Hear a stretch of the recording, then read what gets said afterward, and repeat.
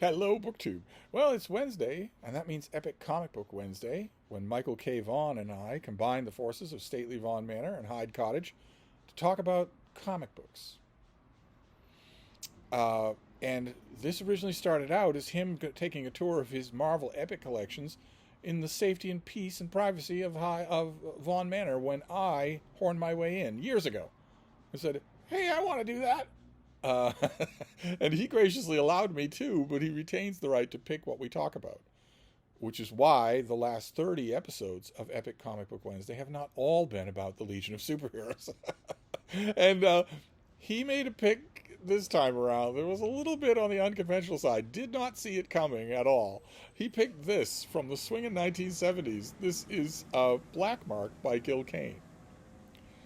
And as you can see right away, it's a mass market paperback. It's not the graphic novels that we tend to write, that we tend to talk about, or the comic book issues that we tend to talk about on Epic Comic Book Wednesday. It's not technically a comic book. Instead, it's an illustrated novel, heavily illustrated. So you've got the narrative is being pulled forward by the pictures as much as by the large amounts of narrative boxes that exist throughout. I'm not 100% sure. I've looked at Blackmark a million times. I was just dumbfounded when this first came out. I got a copy and read it and wasn't sure what to make of it and thought I will really need to revisit this. And then my beagles ate it. And I had to get another copy down the line. Got rid of those, lost those long. Those are long since gone. Put it out of the back of my head. It has occasionally been reprinted in a couple of places in comic books. And I've always reread it there, but never thought much of it. And then years and years later, there was a volume that reprinted all of the Blackmark material that Gil Kane did, because this isn't all of it. He did at least one other installment of this story. Actually, Michael K. Vaughan will probably know the details of that, but he continued this story. And there was once a large a paperback. A trade paperback size collection of all of it. I believe I hauled it on this channel years ago. I find a copy of that regularly at the Brattle Bookshop. I don't have it at the moment. I went looking. I have this, but I don't have that collection that has all of it. And I never quite knew what to make of it. Gil Kane was a legendary comic book artist, one of the greatest comic book artists of all time. Who didn't he draw? He drew everybody. He drew Conan the Barbarian. I'm sure that Michael K. Vaughan will mention that. It probably he was a great cover artist. Usually he did everybody at Marvel, everybody at DC, all sorts of other stuff, all sorts of other companies. Probably the signature thing that he's known for is the Silver Age Green Lantern, where DC Comics, the powers that be at DC Comics, took a character called the Green Lantern from the Golden Age, from the World War II era, and gave him a new origin, new powers, and a new costume, the single gayest costume in the history of gay comic book superhero costumes. Gil Kane is a master of drawing fluid, hyper-exaggerated human anatomy. So the fact that Green Lantern was no longer wearing a puffy blouse was manna from heaven to Gil Kane. It gave him a chance to really excel. And as he grew in veneration in the industry, and as he was required less and less to do strict, boring 9-panel page comic book art, he came into his own as an artist. The same thing happened with a whole bunch of other artists. Gene Colan was the same way. Much to the benefit of those of us who by then were his most avid fans. Gil Kane is my favorite comic book artist. And there were many, many, many times where I bought a comic book that I was not interested in because he was the artist. Sometimes even if he was the cover artist, I would still buy it just because I wanted to have that cover art. There was no internet at the time, so there was no way for me to reproduce that cover except in memory. So sometimes I would actually get some dumb monster comic because Gil Kane did a really great cover for it. But Gil Kane always liked writing too. Always. He did a whole bunch of writing in addition to his artwork. And not all of it was any good. He did a King Arthur novel, for instance. He had help, but he did a King Arthur novel that wasn't all that good. I hate to say it, I don't know anything about the man. I've read a few Comics Journal interviews with him, but I get the impression that he wanted to be taken seriously as a writer. Don't most people want to be taken seriously as a writer? I don't think it was ever going to happen. If Blackmark is any indication, it certainly was never going to happen, because the writing in here is not good. And I have, like I said, I have pored over this thing lots and lots of times because the artwork is good. The artwork is amazing. The artwork is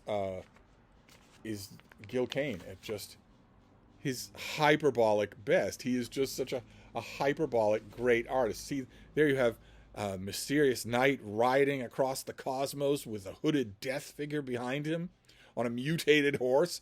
But look at this. There is an old man holding his young son under a thatched roof. It's an ordinary, simple scene, but it's so well done. Think about that scene, and then think about how much less effective it would be if Gil Kane had decided to draw it from a different angle. The thatched roof of the hut is coming down almost all the way to the floor. We are sitting on the ground. So when the old man is holding this young boy, now you don't know from just the picture, but in the story, this is one of the first times that he's ever held his own son. He hasn't approved of his own son, and this is one of the first times that he does. And when you are at this angle, what is at this angle in this picture? Look at how the roof is just everywhere. And the man is standing 3 times as tall as the woman, holding the little boy. What is at this vantage point? The little boy. This is a boy on the floor. This is the viewpoint of a little child. So all of a sudden, the viewer is subtly encouraged to take the position of the little boy, which makes the thrill of affection at him being appreciated by his father visceral in this panel. It's, in other words, a lot is going on here. A lot of choices go into this, and master artists on the page, master artists of panel artwork, they learn how to manipulate all this sort of stuff. Gil Kane is great at it. Just great at it. He's better known for all the operatic stuff that he did, but he could also do this stuff to a fairly well. And I pored over this thing for years, savoring that artwork, but also asking myself, because when this came out in the 1970s, I'd never seen anything like it. There were no graphic novels at the time. There was nothing like something like this. A book that, what is it? Is it a comic book, or is it not? Do I put it with my comic books? Obviously I don't. So I guess in the 1970s, the closest thing I would have had to this would have been photo novels. Do any of you remember photo novels? The Star Trek photo novels, for instance. There were other photo novels, but Star Trek were the most famous ones, where you had stills from the episodes of Star Trek with word balloons inserted on them and a little narrative. That was the closest thing that I got to this. I think I had a little shelf of odd books like that. And a little bit after this, there was also a fad in mass market fantasy and science fiction novels of having them be illustrated, but not like this. This is not an illustrated novel. This is not an illustrated novel. This is a novel told in illustration. It's a big difference. And I scoured this thing with the intellectual exercise of asking myself, would I have the faintest idea what was going on in this story if it weren't for the words? And no, I wouldn't. I wouldn't have much of an idea at all what was going on if the words weren't explaining it. So they're very much interconnected, very much interdependent on each other.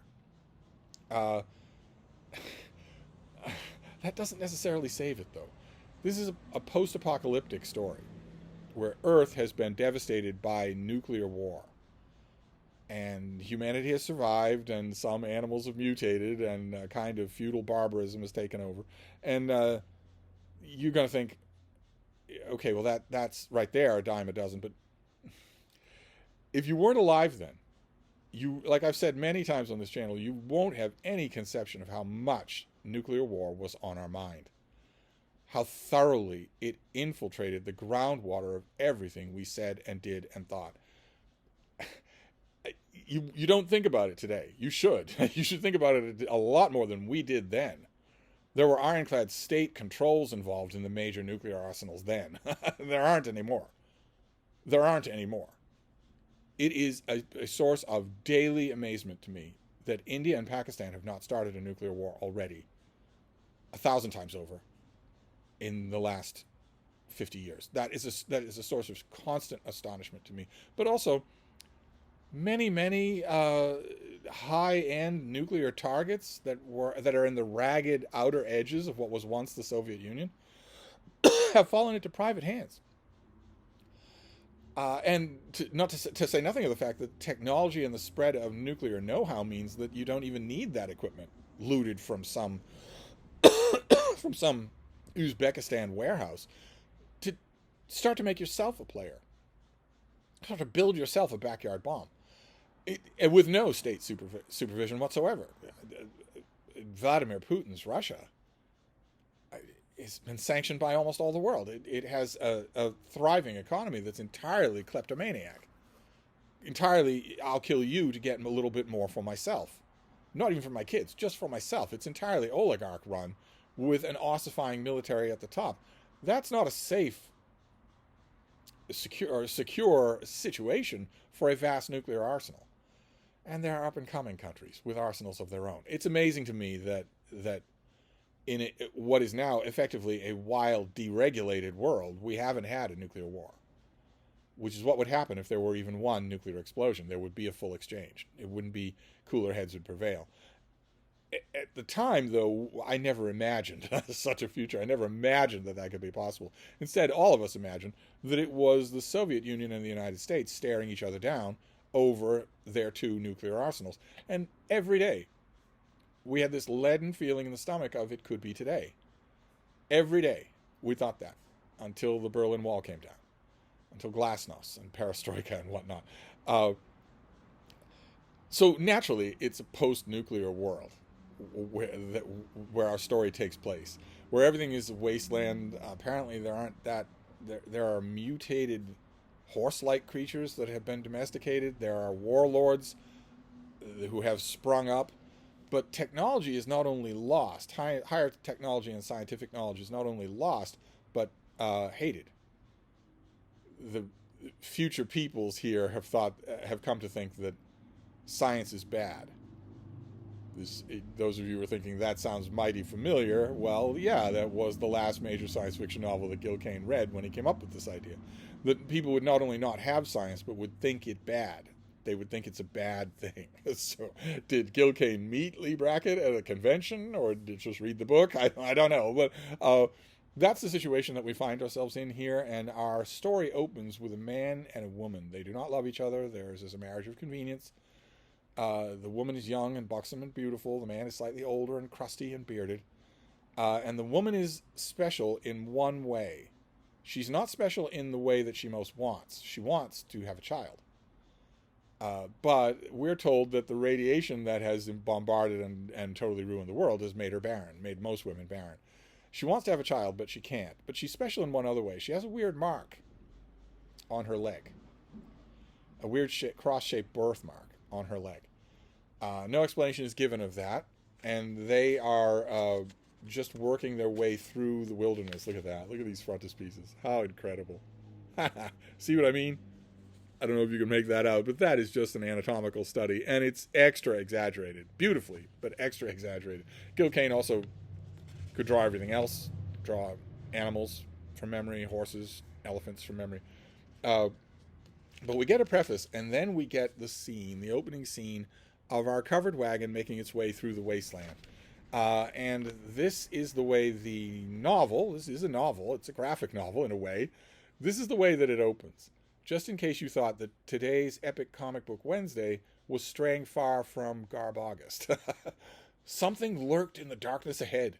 Eyes that flared like hellfire sent the normally docile dray mute, which pulled the rickety wagon, into a paroxysm of fright. Worn reins biting against his sweat-stained palms, old Zeph the tinker choked back his own welling terror, cursing and struggling to calm the fear-stricken animal. Then the fiery eyes vanished, and all was suddenly quiet on the nightmare stretch of desolation called by men the Demon Waste. Okay, so that's 10 adjectives for every adjective. That's 4 adverbs for every verb. That is bad writing. Very bad writing. And it persists throughout this book. Because Zeph wanders off. I guess to hunt, maybe. And the woman is left alone with their mutated beast when 2 men ride up. on their mutated beasts.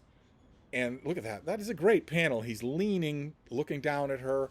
It turns out it's a king in exile. King, am I right? Up top. Has been exiled from his own people for being a champion of this forbidden science. And he has all the scientific knowledge of the lost world up here. And he wants a deal. Because he has an assistant. His assistant is balsamic vinegar. And balsamic vinegar is a scientist who has developed a machine that will allow King, am I right, up top, to transfer his scientific knowledge. King, am I right, up top, has been wounded, mortally wounded. So he doesn't think he's going to live. His people have been wounded him, and they're still chasing him. But he wants to transfer his scientific knowledge to this woman. And they have just enough scientific knowledge to do one other thing, which is to heal her barrenness, to make it possible for her to conceive a child. Which would involve, if it's radiation damage, that would involve a large amount of cellular regeneration, maybe even cellular replacement.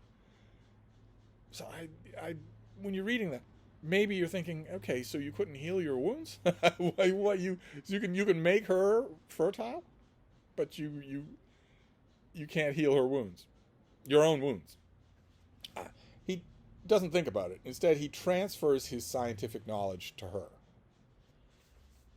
and then rides off.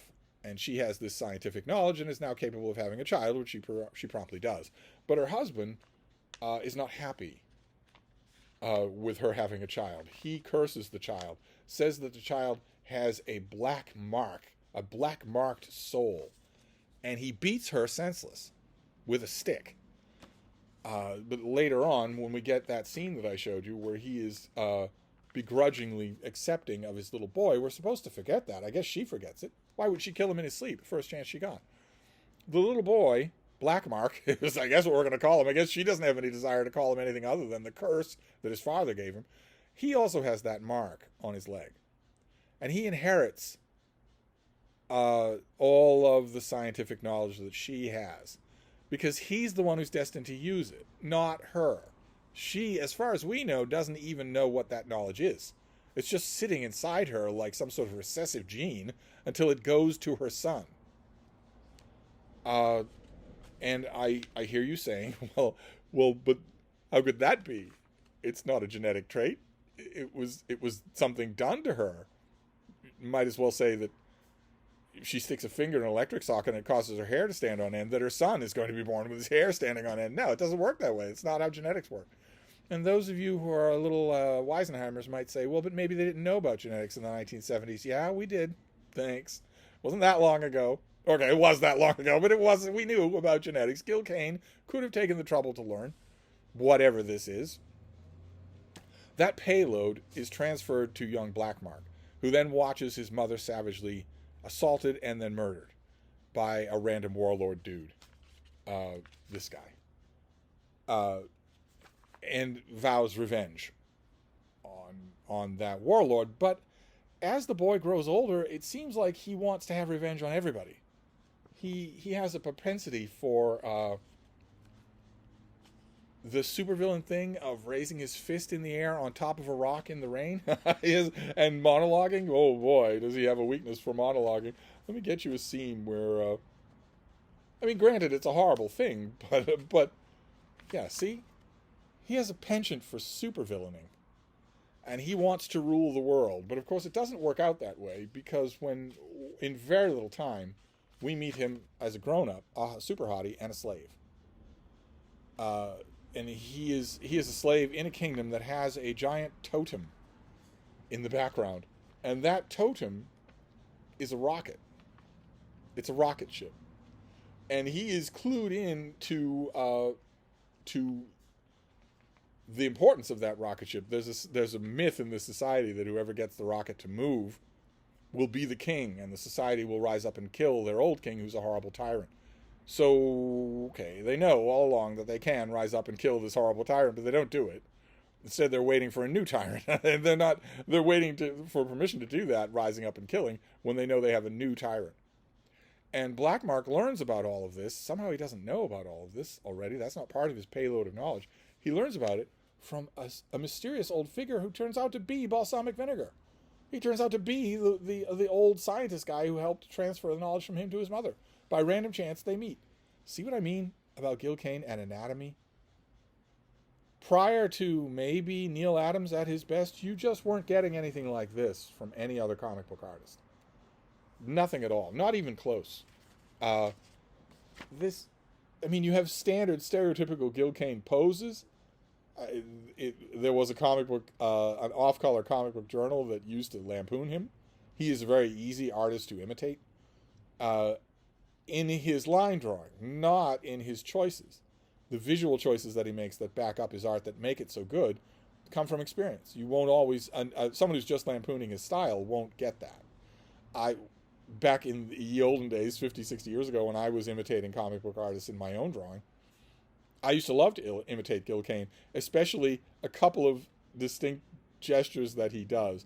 One is looking up people's nostrils, and the other is a particular kind of hand movement that he does. And the reason I'm doing this to illustrate it is because I guarantee you, beyond a shadow of a doubt, that's what Gil Kane did.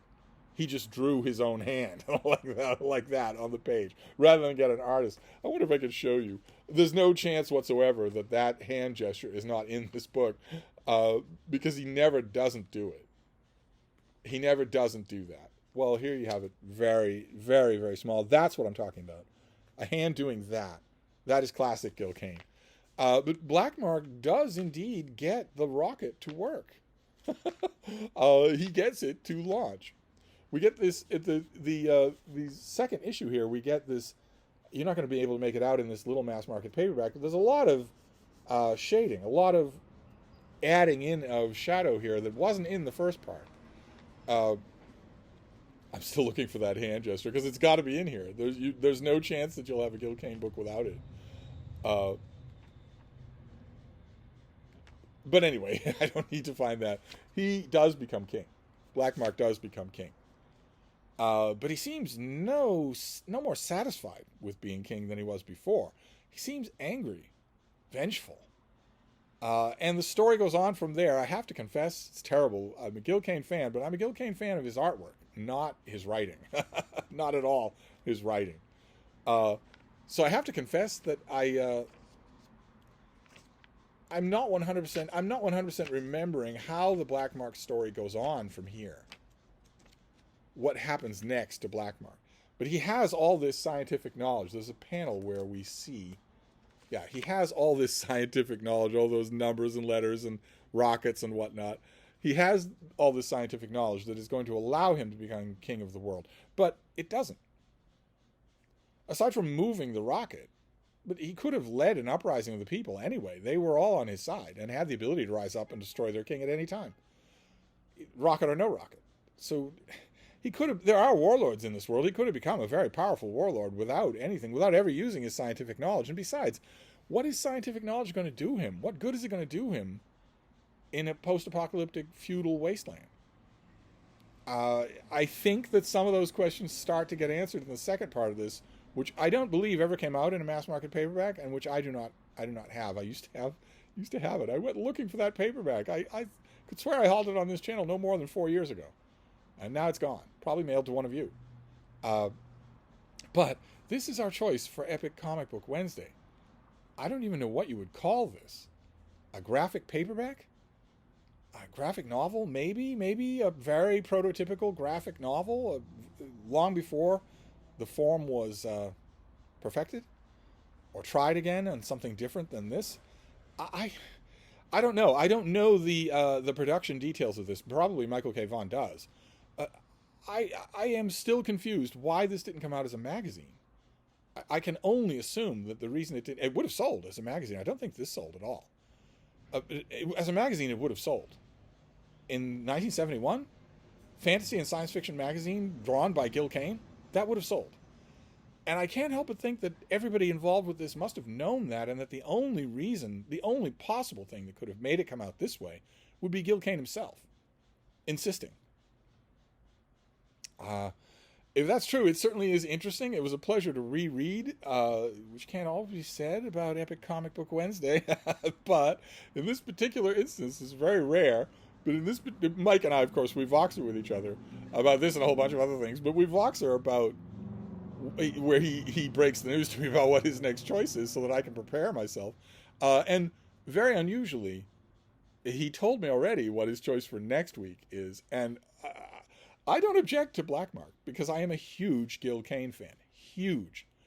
Once you get used to his artwork, once you come to know what he's doing and to like it, you can't get enough of it.